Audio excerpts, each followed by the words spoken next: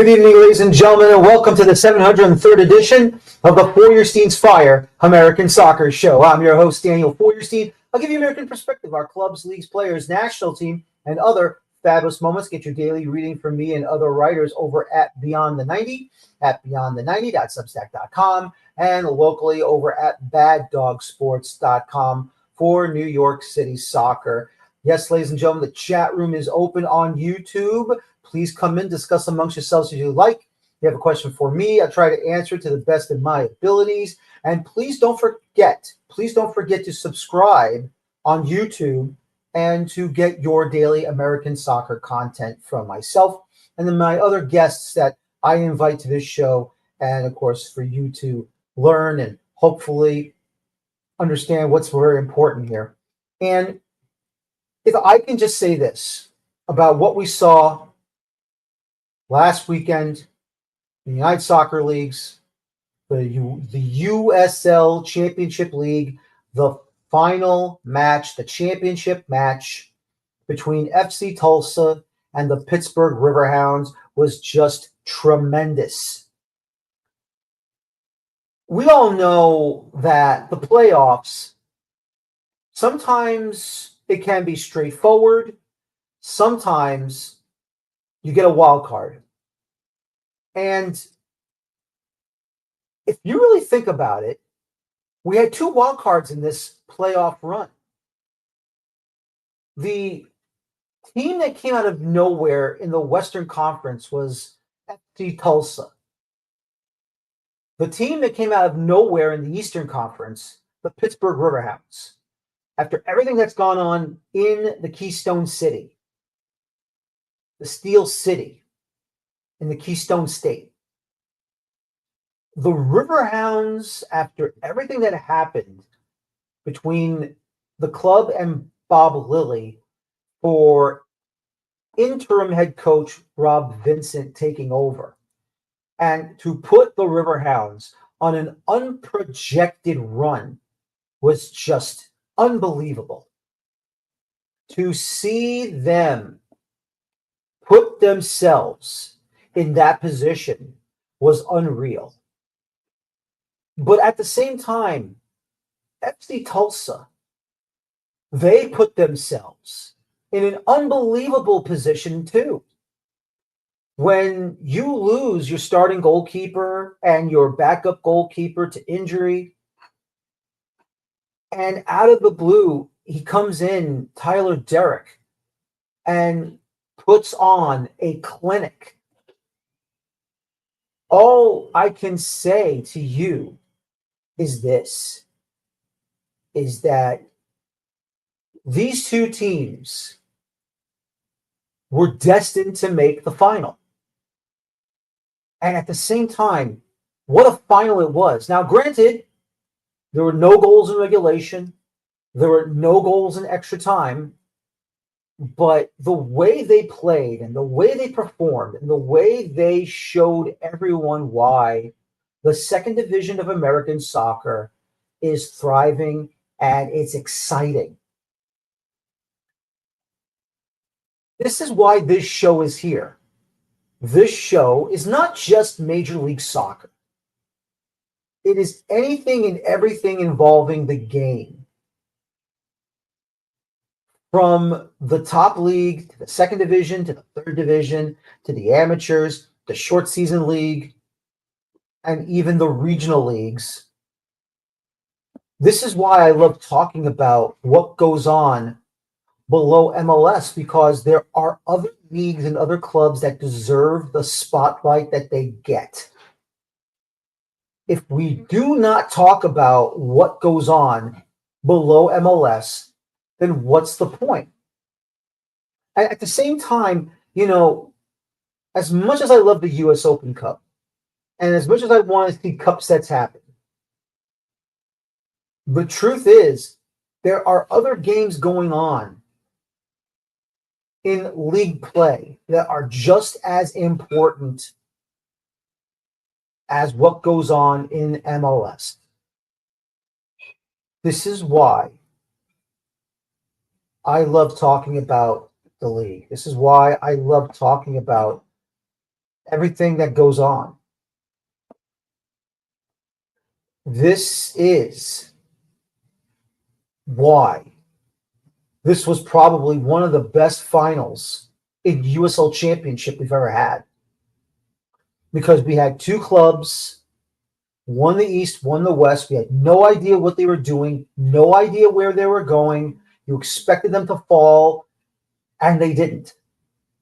And at the end of the day, after 4.5 rounds of penalty shootouts and kicks and everything, Pittsburgh Riverhounds came out on top. And, I want to give congratulations to all of the FC Tulsa fans that sold out one OK field in downtown Tulsa, Oklahoma.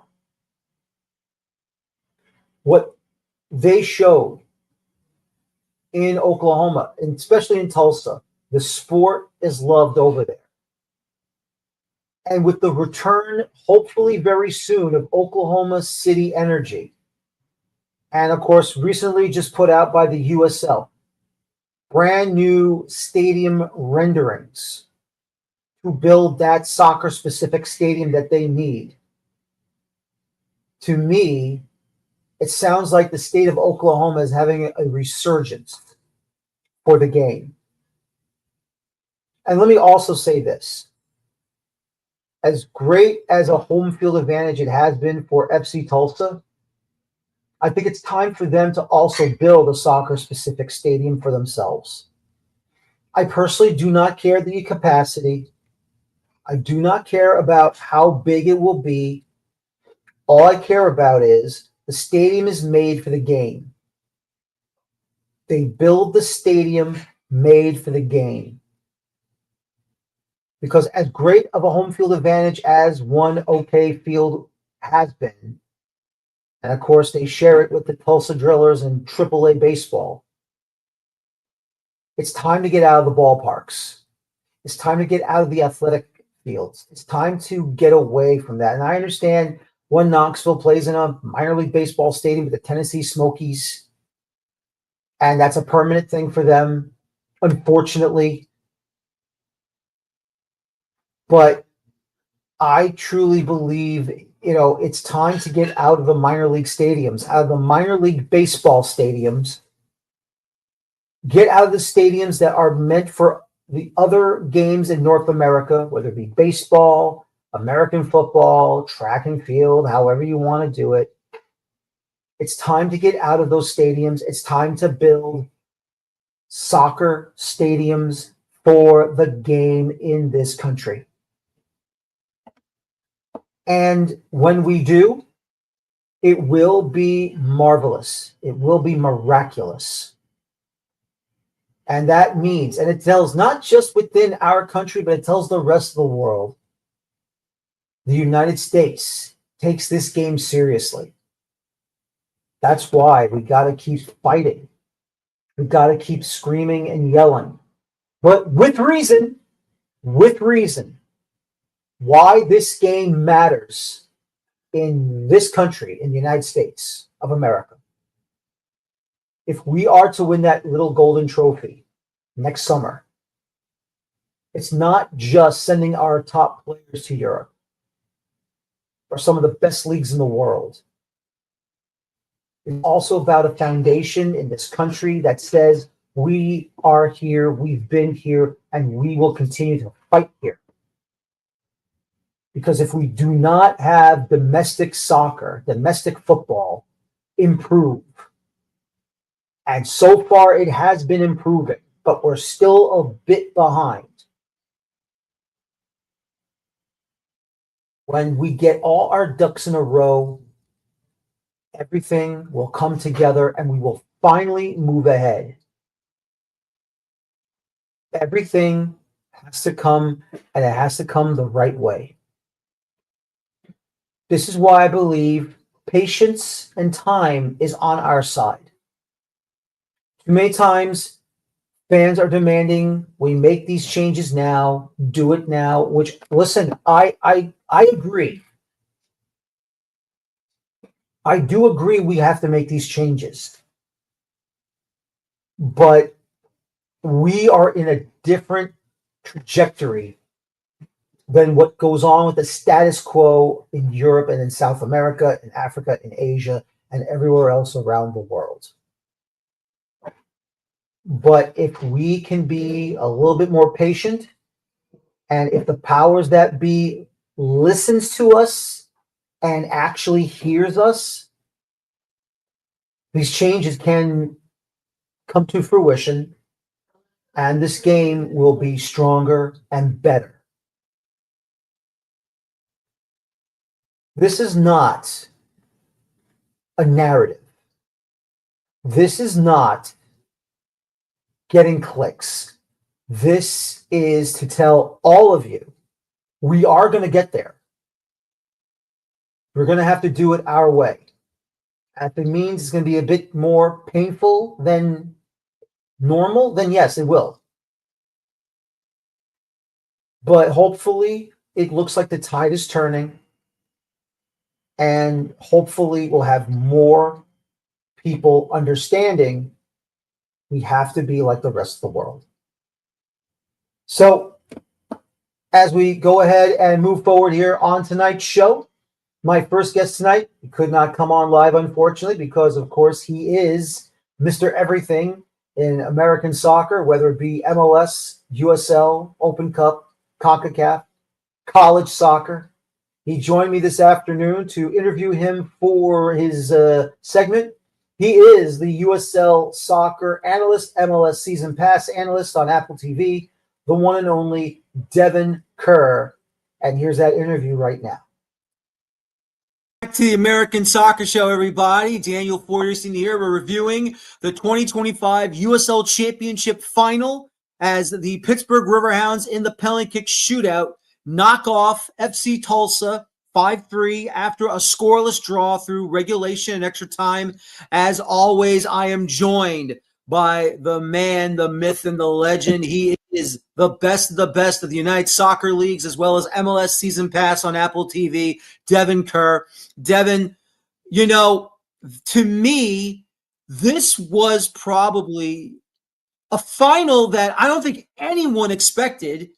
I mean, you expect in the Western Conference, New Mexico United, Sacramento Republic, maybe Colorado Springs Switchbacks once again. To me, FC Tulsa just came out of nowhere and went on a run, and they hosted the final. What's up, buddy? Number one, thank you as always, Daniel, for having me back. Number two, yeah, it was a weird year, to be honest. Certainly the Eastern Conference, congratulations, the Pittsburgh Riverhounds are in order. We hadn't had an Eastern Conference winner since 2018, Lose City. Every single year, it was kind of the West making a last-ditch effort to run through, right? We had the Monarchs, San Antonio, Colorado Springs, the Orange County runs. Everybody was involved except the East. So it was nice to see the East get back into it. But to your point, yeah, Louisville City ran away with the regular season, far and away the best team that I've ever seen in USL Championship play in the regular season. Charleston Battery hot on their heels, historically as well. Sac right there, New Mexico right there, even Phoenix, who was streaking at the end. As good as Tulsa were, everybody expected them to falter. And while they did in the final, Luke Spencer did a really good job establishing a clear-cut identity, but the game was just too tight. And I'm sure we'll get into the nitty-gritty. The Pittsburgh Riverhounds defensively were near perfect under Rob Vincent to close out the season. Only one goal. It's the least amount ever scored in postseason play. Neither team gave up a goal in postseason play. That had never happened in the history of USL Championship playoffs, and we had two teams able to do it. So that gives you an idea of just how tight those teams were for teams to operate within. It really was. And, you know, I mean, I'm still thinking back to myself about the Riverhounds. When have you ever seen a club, they start off with their regular head coach and Bob Lilly, went through the regular season until the back end. He is suspended by the club for the rest of the season. Rob Vincent, who is his assistant, of course, a former Riverhounds legend, of course, comes in, takes over, and then leads them down into the playoffs and they go and win the championship. That's just craziness. You've heard anything else about the Bob Lilly situation? Let's see. So today is December 3rd. I know we're recording. Is this going to be released tonight? When is this going to be released? I have no idea. I can tell you that in terms of Bob Lilly, things have changed. That's the best way I'll say it. Let's stay on that topic for a second here. Bob Lilly, an institution in American soccer. There's no doubt about that. Every single level, success. He's won the East. Best record. They won the Players' Shield, as they call it, in the USL Championship in 2023. He's had MVPs, Goalkeepers of the Year, Defenders of the Year. The 2015 Rochester Rhinos, the team that he was in charge in at that point in time, one of the best to ever do it. He set the entire foundation for this Pittsburgh Riverhounds team. Rob Vincent views the game a little different. It's not that it's dramatically different. It's subtle tweaks. So to give you an idea, defensively, same principles under Rob Vincent. Where you get changes are mostly on the attacking side. They want to hold the ball a little bit more. They want to make teams chase. What I love is their commitment to the numbers going forward. Bob Lilly, very structured in the sense, Daniel, that as they sit and absorb, or if they're going to counter, they usually use the strong side, which is the ball carrying side, to commit numbers, and specifically on the width of the field.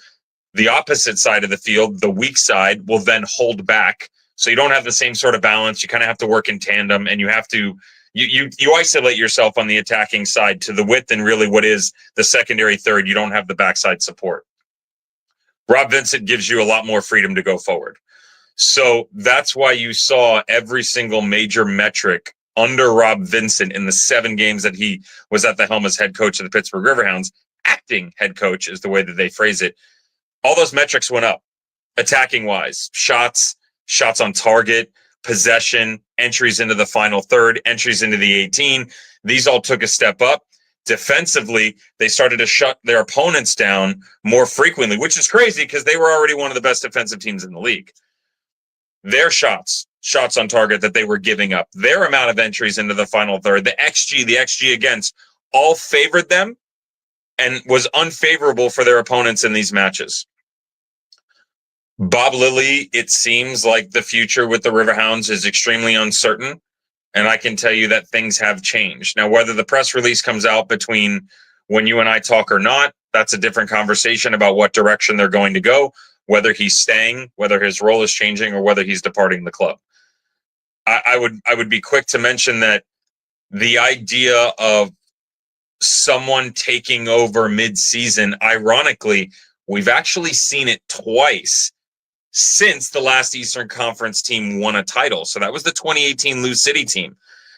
Mark Briggs departed the Monarchs in 2018. James Olave took over until the season ended. Martin Vasquez came in. He was actually dismissed in June of 2019. James Olave took over, won the title with the Monarchs in 19. 2021, Braden Cloutier departed the club. Richard Chaplow took over. He won the title with Orange County. So twice in what is the last 6 seasons, we've actually seen a coach come in and do it now 3 times if you include Rob Vincent. So it's not unheard of. Hadn't happened prior to that. As much as you want to give credit to Rob Vincent, which you have to, he changed things, he made it for the better, and he won a title. 7 games is a very difficult stretch to maneuver unbeaten. Like they were incredible. Truly, they were incredible. As I mentioned, all of the numbers going up, it is a bit ironic that when you look back, they only score 1 game in the playoffs, and they've got 5 goals to their name overall in 7 matches. So it's really the only area where they didn't produce a lot. But going back to the numbers defensively, this was the longest shutout streak FC Tulsa had ever had. It was the longest shutout streak Pittsburgh Riverhounds had since 2019 when they won the East. It took 2 teams literally being perfect defensively and going all the way through pens in order to get an Eastern Conference team in the Riverhounds a title, and for Tulsa, who had been a historic run, to falter. It was historic on both sides, And it was one of those ones where you walked away and were kind of like, man, that really hurt to see either team lose. I felt for him. I know that's a lot of information, but you had to dig so deep to try and find a way to break either one of these teams down. It was difficult, very, very difficult. I got to tell you, in the championship match for FC Tulsa, bringing back Tyler Derrick to be the starting goalkeeper when I guess their other keepers were injured or, transferred out, how he stood on his head was unbelievable. And as great as he was, and we'll get to the shootout in a minute, that to me signals this guy is a dedicated person to a certain coach who asked him to come back and please be there for us. We need you. And he's like, yep, just sign me up. I'm ready to go. What an amazing performance he had in that final. Yeah. There's a lot of old white noise, but still white noise surrounding Tyler Derrick due to some off the field issues years ago. For a young man that a couple of years into his career, he had an issue with an off-duty police officer. Then there was the domestic dispute back in 2017. He's been very honest about the mistakes that he made, and his talent suffered because of it, because his opportunities became less frequent. Very friendly with Caden Patterson-Sewell, front office exec, general manager, sporting director, president. You could basically give him any title you want at Tulsa, and I mean that in the nicest of ways. They had an injury, 2 injuries actually, where Peñaranda was unavailable due to selection for a couple games towards the end of the season. Michael Creek was injured as well. Cole Johnson went off to college. So they were screwed, literally, and didn't have a single goalkeeper. Hey, who can we call around? Who can we find? And it turns into Tyler Derrick. Talent, never a question. His commitment with this Tulsa team, never a question. He was training young kids and still is, as we're talking right now, for the Houston Dynamo organization, trying to figure out what the next step is. Spent some really solid time with him at the final. And, I won't name who the teammate was, but I was texting. You can follow the breadcrumbs here. I was texting with one of his teammates from North Carolina that also played in the Salt Lake organization. And the praise that was given to Tyler Derrick was, I don't know if there's a talent level of a goalkeeper that I've ever played with higher. So we chatted about that a little bit. That's just talent level throughout the game. And then as we were heading into penalties, he texted me and said, outside of Nick Raimondo, there's no other goalkeeper that I would want in goal. And there's no other goalkeeper that I wouldn't want to face than Tyler Derrick, again, outside of Nick Raimondo. Those are really strong words. And if people can put together the breadcrumbs of who I was conversing with, storied career in MLS and American Soccer Pyramid, had a great collegiate career as well. This is a guy who looked at Tyler Derrick and carried a lot of praise for him. And he was perfect. Didn't allow a goal. He was on the sniff of every single penalty. And you just felt like he was going to save one. Unfortunately, that leash ran out. Tulsa didn't lose because of Tyler Derrick. Tulsa got to the final because of Tyler Derrick. He was a big piece of that. He really, really was. Now let's go ahead to that shootout. Pittsburgh going first, obviously. And it really looked like this was going to be I thought it was going to be a long battle until, unfortunately, Stefan Lukic made – look, I know penalties are nerve-wracking enough as it is, but he tried to fake out Rick in goal for Pittsburgh, and Rick just solved him really quickly. Yeah, I think there's a couple of things here. Number one, just to give a precursor for everybody, I think they need to understand why we ended up in penalties. The main reason why we ended up in penalties was, as good as Pittsburgh had become on the attacking side and the chances that they created, which they had a ton, they lost steam. Their team is not as deep as FC Tulsa.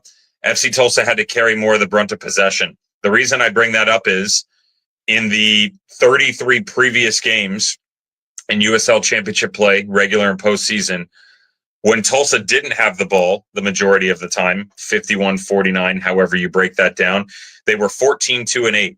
They only lost 2 games. They were plus 23 goal differential. This is a team who basically said, we need to win every single ball. We don't need to control tempo. You can have it. But when they did run into issues where teams were tired or sat deeper or they just couldn't break them down, they were 3-4-3. They carried 55% of possession in this game. And while certainly second half and into extra time, Tulsa had the better chances, they also ran into a lot of situations where there were 10 guys sitting behind the ball, 11 if you include the goalkeeper in a 40-yard gap. That's really difficult to break down. So we go to Pens. Eric Dick was awesome. He, a guy who didn't have a team to play for coming into the 24 season, who had bounced around, I think, with 12 different teams over a 8-year career, something crazy like that. Loney. It was Sporting. It was the Crew to Phoenix. He actually spent one game with Tulsa back in their 2017 season. He was awesome. He won the Golden Glove last year. Ends up with goalkeeper of the year the same year, ends up with the final MVP, like not a bad body of work, and now a USL Championship title winner. The Lukic penalty was not good. Now, there's still work to be done as a goalkeeper from the spot 12 yards out. But for the guy who had been the savior, all the goals in extra time, the latest goal in USL Championship play history, you would think 12 yards out would be seamless in nature, and it was far from that. Caught it on a hop up, not a great pen. Secondary in nature was speed, and instead, still down the middle, was easier for Eric Dick, but a good save. And that's all that separated these two teams. Everybody else, Coley, good. Batista to give them a chance. Beto sealed it. Idrach sealed it, and that's all there was. Let me ask you about Beto Idrach. How clutch has he been for the Riverhounds? I remember the goal he scored against New York City FC in the U.S. Open Cup this past season. That was a tremendous shot. To me, it's like that big spark plug that any club needs, either as a starter or coming off the bench. He's great. I think the whole back line is what you have to give credit to here. It's not just, it's a defensive team, regular postseason play, most shutouts. I give Pittsburgh a ton of credit, the back three and the goalkeeper, the whole team understanding it. But because of the injury that they picked up to Guillaume Vactor, came in first year out of UConn, left center back, helped control next to Sean Suber and Beto Idrach. They changed into a 4 at times. He occupied a couple of different positions, but primarily operated that right center back spot. Sean Suber controlled everything. Luke Biasi, a key component here, coming out of the wing back position, who had really become locked down on the right-hand side next to Beto. Luke departs, and all of a sudden, Perrin Barnes has to step in, who is a supplemental role. That put a lot more pressure on Beto. Beto did great. Sean Suber, his vision, his leadership, but the control overall to not just be a lockdown back line, Daniel, but also to be aggressive. That they weren't just going to go through the motions, that they were going to win some of these possessional battles and then quickly move off the back line. Beto, it's fair to look at him, but Sean, Luke, Guillaume when he was in there, and Eric, they were incredible, man. They were fun to watch. They really were. And what a final we all had to watch. That was just unbelievable. Hopefully FC Tulsa will have a better 2026. Pittsburgh Riverhounds now defending a title in 2026. I can't wait for next season. Devon, I appreciate you coming on, as always, talking about the lower divisions. And this USL Championship season was phenomenal. As always, thank you, sir. And I hope you have a great day. Daniel, happy holidays, bud. Always a pleasure coming on. Sorry it's such a tight window, but there's a ton of growth going around this sport and in this country. And while certainly conversations in the CBA between the players and the front office, we'd like them to be at a different level right now, there's no doubt in my mind that this is on the uptick and that good things are to come in this country for this sport. Appreciate you having me on. Absolutely. Oh, no problem at all. We will talk about that at a later time. That's for sure. Thank you again, Devon, for joining me today. All the best, brother. Cheers. And once again, that is Devon Kerr joining me on a recorded interview. And joining me now from Pittsburgh Soccer Now, John Krysinsky. John, Pittsburgh Penguins have won 3 or more Stanley Cups. Pittsburgh Steelers have won several Super Bowl championships. The Pittsburgh Pirates, six, I know. The Pittsburgh Pirates have won their share of World Series championships, 5 of them. But soccer in the Berg finally gets that elusive second division championship in USL Championship. I know there were a lot of Pittsburgh natives that made the trip to Tulsa, Oklahoma. They had the full section over there in the ballpark at One OK Stadium. Just describe the feeling of what you saw and the belief you had and everyone in Pittsburgh had that this Riverhounds were finally going to bring their first soccer championship to the Three Rivers and the Steel City. Well, thank you, Daniel, for having me on. I was going to say I thought I summed it up very well in one of my pieces. Is that this was really a culmination for this franchise. It was a culmination. It was, in some ways it was 26 years in the making, right? Because the club came into existence in 1999. In some ways it was 13 years in the making since the dawn of the Highmark Stadium era, because that was when, maybe this new burst of energy for soccer in Pittsburgh came about. For some others, maybe they weren't truly a championship caliber club until November of 2017, when Bob Lilly came on board and, transformed the franchise. And then for some others, you could take a good look and say, what, in the last month or so, maybe 6 to 7 weeks ago, it was 6 or 7 or 8 weeks in the making, because this team rallied, came together and said, you know what, in spite of whatever's going on, wherever we were before we got here, we're going to make the most of this moment. And, an assistant coach who got elevated into an acting coaching situation, a guy who, has had some magical success with this franchise in some respect, is sort of an underdog story to how he became a professional soccer player to begin with, and to rise into, eventually making it to the MLS level, because he had an incredible season with the Riverhounds. Rob Vincent, all of a sudden he's ascended into this role, and whatever magic they could come up with. But it wasn't all of that. I do believe it was a culmination of many, many years. So when that, when the team took the field in Tulsa, and I think there was a lot of confidence and belief, because they had gotten to that point already. And they, as I'm sure, a lot of what Devon was just talking about, it's just about how good they were defensively, how much structure that they had built in place, but, a little bit more nothing to lose in some respects.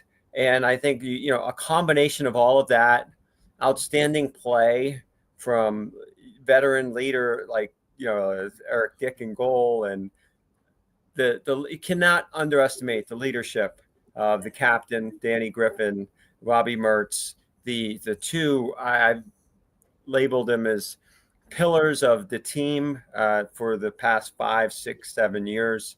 Maybe the biggest proponents, ambassadors, if you will, of Lilly Ball, Bob Lilly, the head coach that's, steered this club into this where they are today, in a big way. So it's you ask, there's a lot of emotions, but to me it was 26 years in the making, because I was here in 1999. I was very much involved in the soccer scene here. I was a collegiate coach, or just coming off my stint as a collegiate coach. My young children at the time were just blossoming and becoming soccer players in this area. So, they grew up with the Riverhounds organization and seen it all. We've seen it all. So to see that culminate really a couple different times in the past few years, 2023, the Players' Shield was certainly wonderful. The 2023 winning, getting far in the Open Cup, I think those are all significant milestones, and kind of still instilled some belief in the core group of players that carried over from that time. As I mentioned, the Danny Griffins and the Robbie Mertzes and Luke Biassi's and people like that who've been with the team.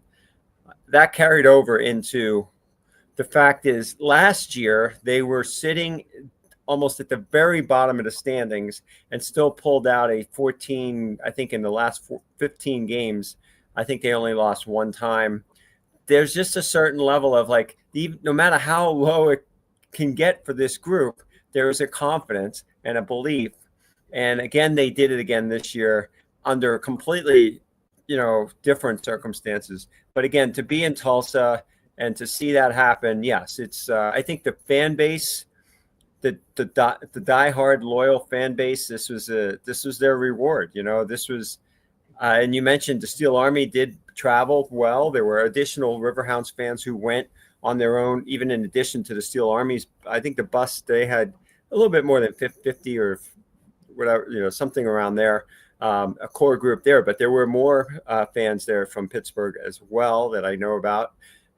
So yeah, it was great for this, for Pittsburgh soccer. It's a culmination of, a lot of years of everything that they put into this franchise, and can't go this long without mentioning the name Tuffy Schallenberger, the owner, who again in 2014, when the club, a year after opening Highmark Stadium, this club was in bankruptcy, and they had to declare bankruptcy because of cost overruns to Highmark Stadium. A lot of miscalculation there, and it almost cost Pittsburgh its professional soccer franchise. And Tuffy Schallenberger, was the person that came in and could help basically bail the franchise out of that situation. And you say what you want. And I wrote about in more recent column this week about, at least according to transfermarket.com, the Riverhounds have the lowest market value in terms of payroll this past year in USL Championship. And so to still pull this off because they built a team, they built an organization. They have what I've written about a lot this year too, organizational stability, a coaching staff that has built a team of players that are fit for their system, that they can build around, that sort of thing. So it's all a culmination, as I said. So there's my monologue there. Absolutely. That was a great one too, John. I have to ask you, after winning the championship, were they invited by the Steelers to go to the home game during halftime or before the game started? Have they already been to PPG Paints Arena where the Penguins are? Have they been invited over to congratulate them for winning the USL Championship trophy? Yes. Let me say no and then yes. So no, they haven't been at halftime of the Steeler game. Yes, they were honored, and the trophy was at the PPG Paints Arena last Wednesday. So the Wednesday before Thanksgiving, they were there. I forget who the Pens were playing, but yeah, they were there. They were celebrated at the Penguin game. Steelers, we haven't seen anything yet. Tomorrow, we're recording this on Wednesday. This week, the 3rd, but tomorrow, Thursday the 4th, the city of Pittsburgh will be celebrating the Riverhounds. It's not a full-fledged parade, but they are shutting down Grant Street right in front of the city county building, and they will have a ceremony from 12 to 1, and then there'll be opportunity for people to see the trophy, get their picture taken with the trophy, all that good stuff. So a lot of people have been waiting for this for a long time to get their opportunity. Of course, unfortunately, it's December in Pittsburgh.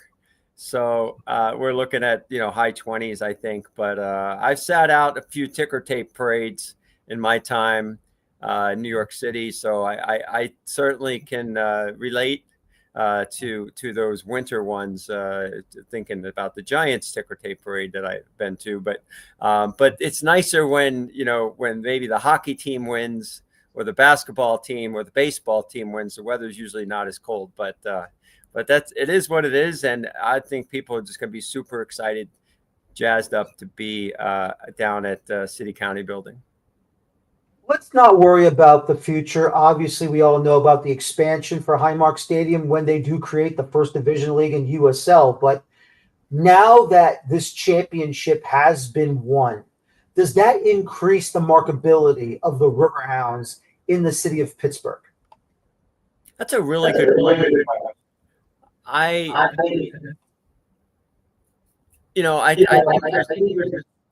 the first question is, I think it is related to what you didn't want to talk about, because I'm very curious to see how they handle the players that are out of contract, because the status quo, the business model that they've operated is that Eric Dick is not going to come back, and that Sean Suber is not going to come back. These are the two most recent USL, all USL players. But they've won. Maybe they're willing to retain those players this time around. We don't know the coaching situation exactly yet. So, look, I understood Bob Lilly has always operated under the pretense of we have to work within certain budgetary restraints. So that's how he's had to work his magic in terms of player roster builds and player procurement and all that kind of stuff. So it'll be very, very interesting to see what the next month brings.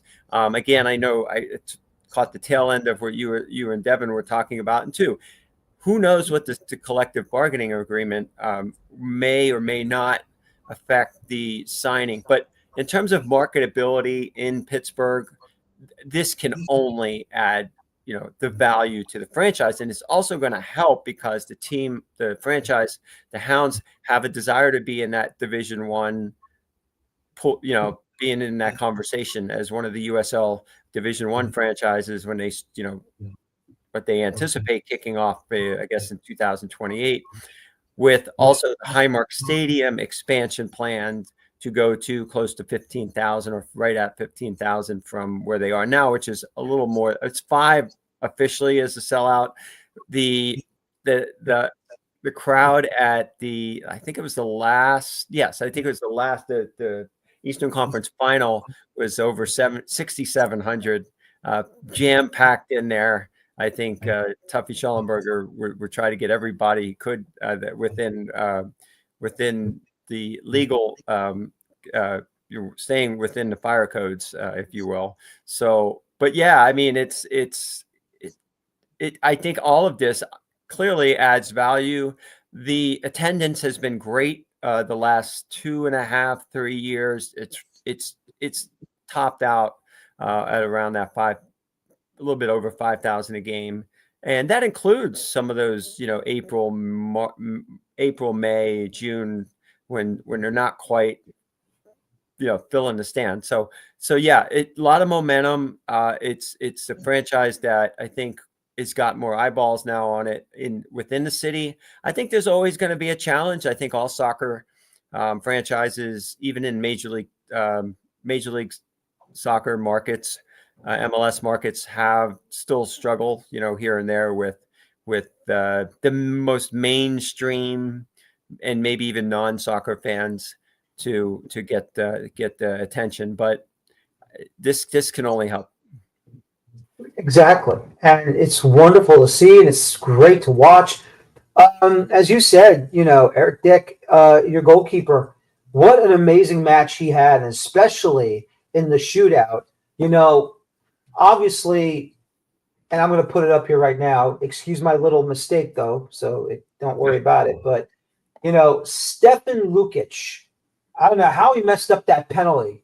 Maybe it was in mid-thought. Maybe he was trying to go one way and it just didn't work out, or he wanted to go a different way, but he went the way he went, and he still messed up. But that save from Dick on Lukic was so big.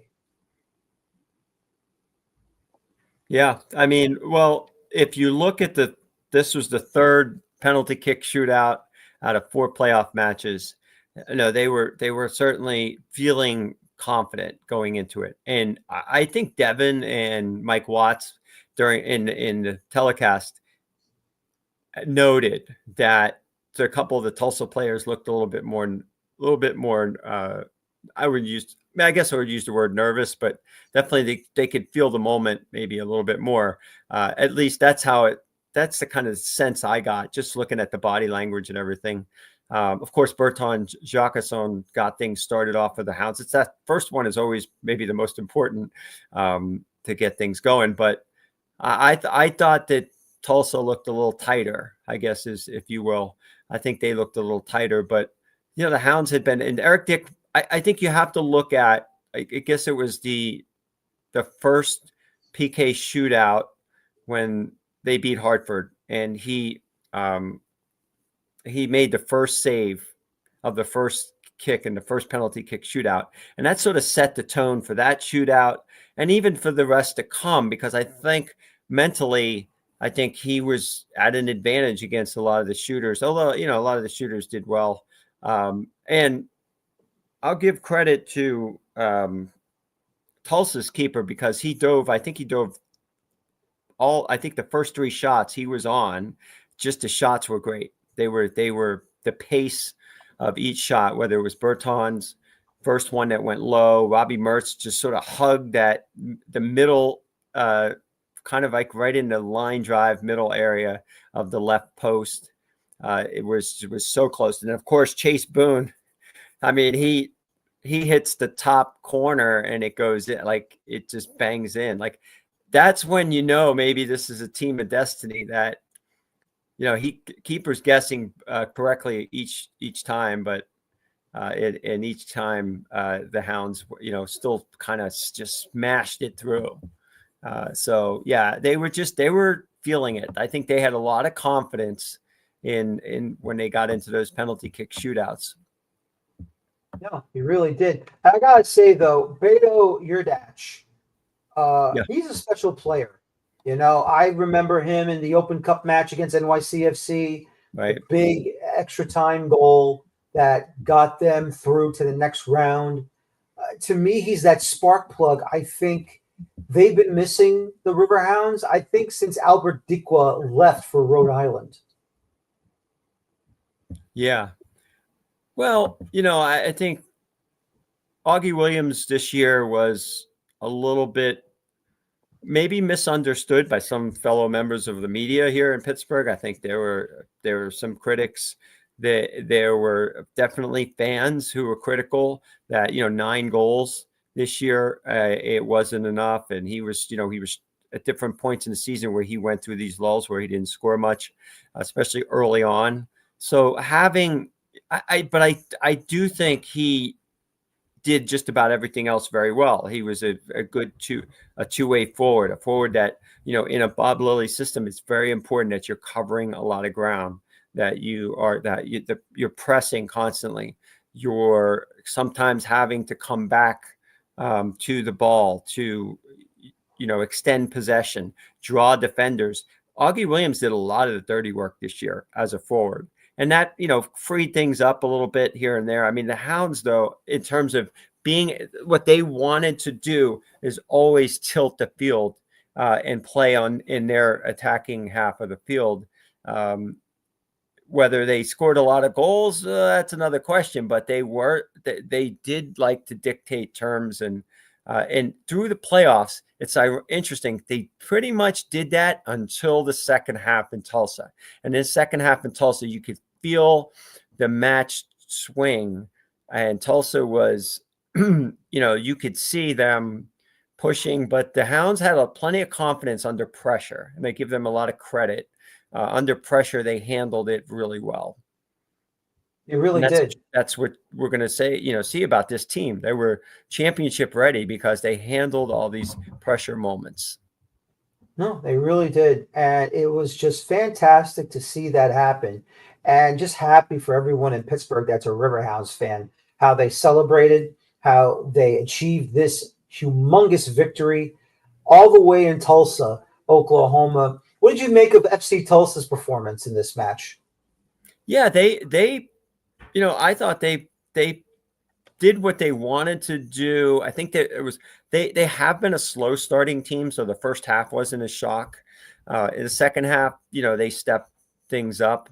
I thought in terms of how physical they are, in terms of how, going into the match, we saw that they were one of the teams that probably had I think they led the championship in both yellow cards, and they were very, very high up there, if not leading in fouls. So they like to kind of play that, slow the game down.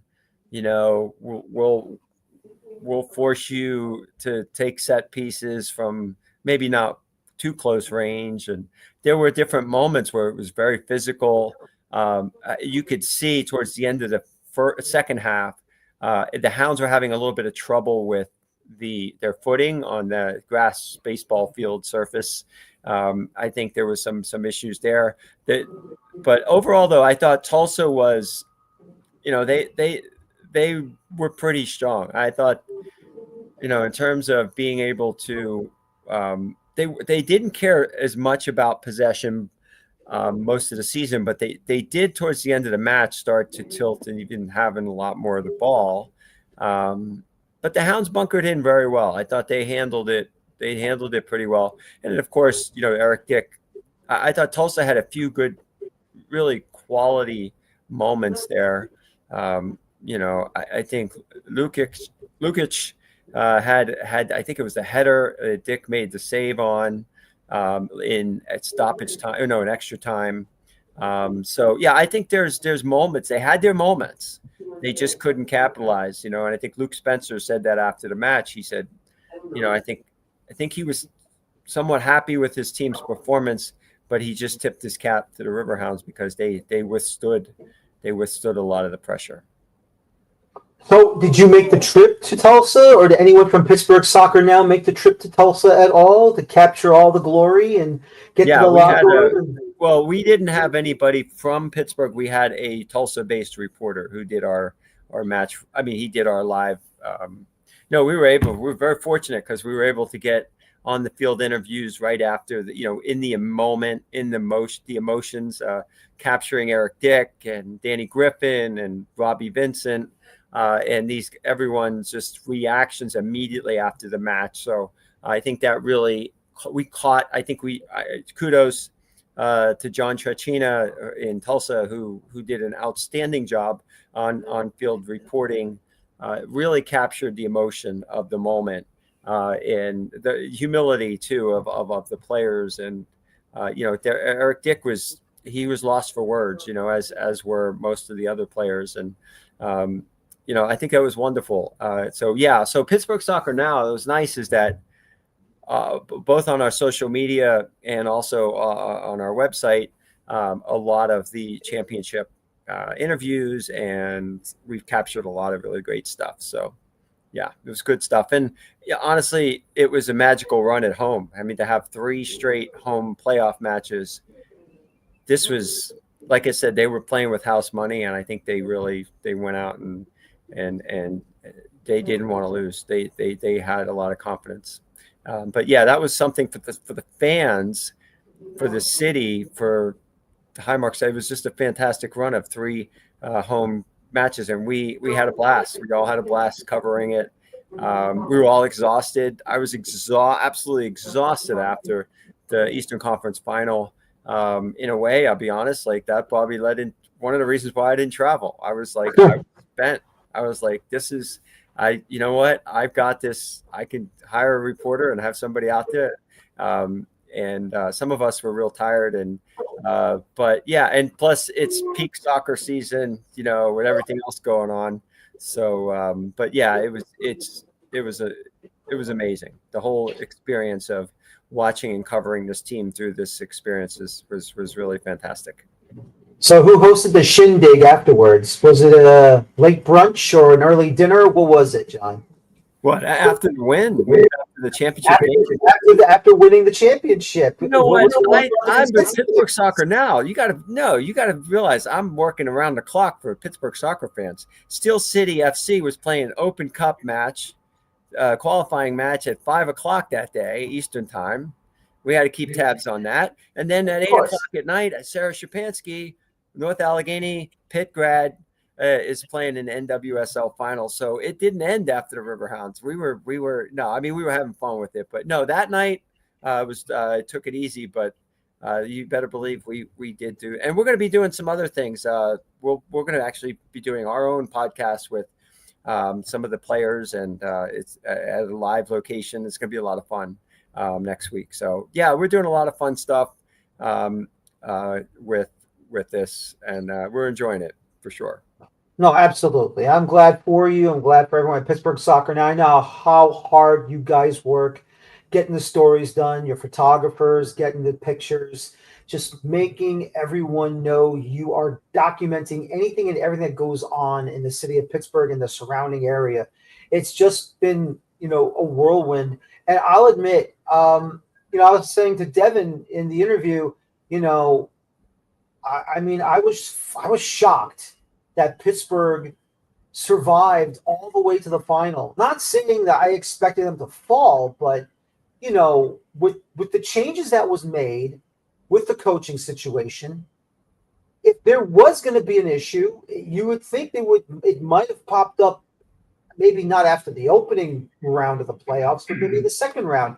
Didn't happen. And then you go to the third round, and that didn't happen. Then you're in the final, and it's like, are they actually going to score a goal here? And even though there wasn't a goal scored, the feeling of the momentum from Pittsburgh for me was like, they might actually pull this off.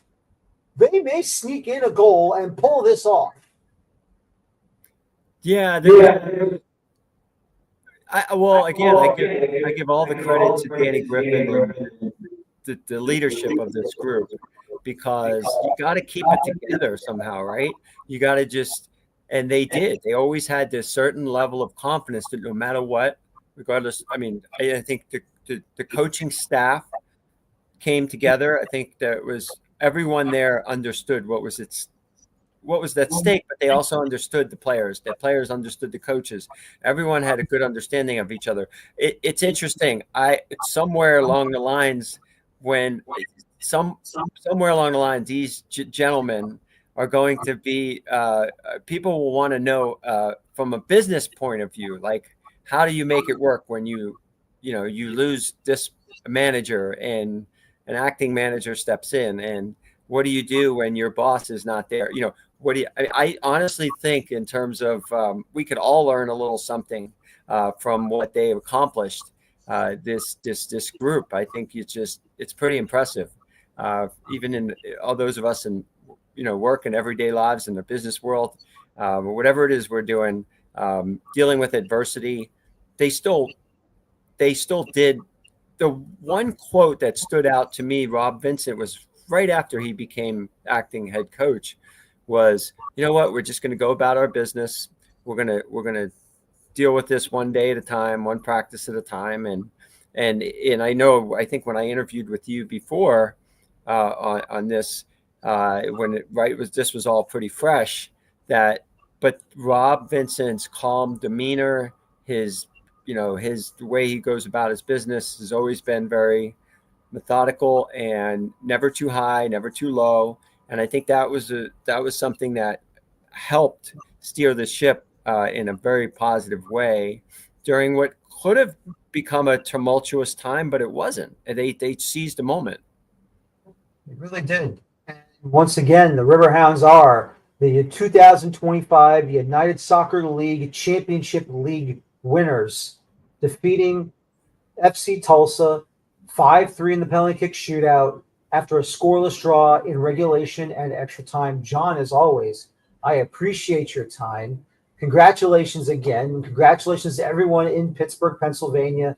First ever soccer championship on the professional level. It is just great to have you on the show once again to document with you what goes on with Pittsburgh and soccer in Pittsburgh, and with your site, Pittsburgh Soccer Now.